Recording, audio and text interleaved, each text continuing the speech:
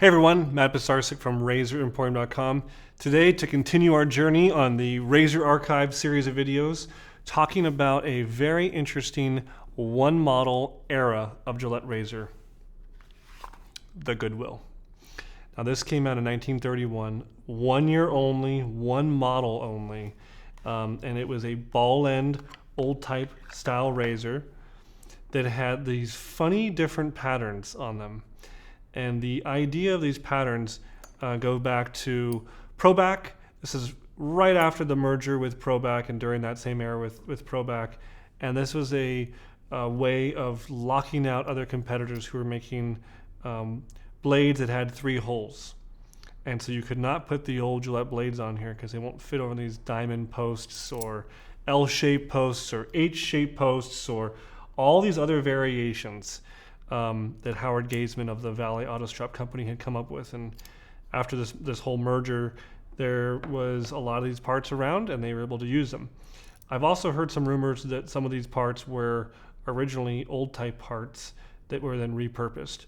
Whether that's true or not, I don't know. We'd have to talk to someone who actually worked at Gillette, but that's something I have heard as a rumor. Regardless, the entire idea of the Goodwill was a brilliant stroke of genius for Gillette. It was an idea that the customer would more or less pay for $1, would buy the pack of blades, and they would get this entire set for free.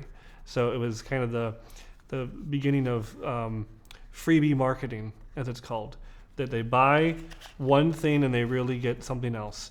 And in Gillette's mind, they loved it because the other thing they got was a lifelong customer.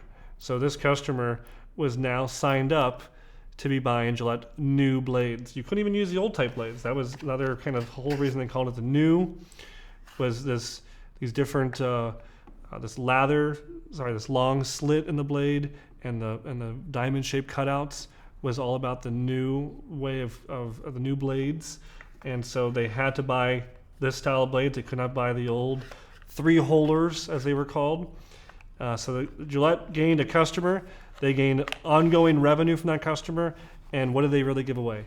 They gave away some machine parts that they were making by the hundreds of thousands every few months. I mean, it was just unreal how many parts Gillette was cranking out. So a very cool piece of history.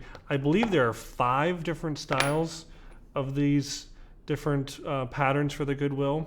Correct me if I'm wrong. If there's other ones you've heard of, if you've seen something in the Goodwill era that I don't know of, please let me know. I only know of the box and the razor with different patterns and this little tiny note in here that talks about only genuine Gillette and Proback blades will fit the new Gillette razor.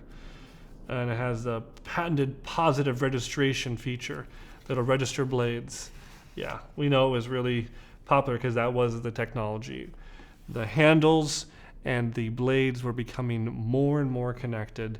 You could not use anyone's blade, and that is honestly what led us to the cartridge razor decades later. But that's a story for another day. If you like today's story, leave a comment with your own piece of history. Do you know something about the Goodwill I don't know? Do you like this era? Have you used it? How does it shave? How does it compare? I don't know. Tell me. And if you do leave a comment, you're interested to win this, the official Razor Emporium black and blue t-shirt. Thank you so much for watching. Comment, like, share, subscribe. We'll see you next time at Razor Emporium for all things vintage shaving.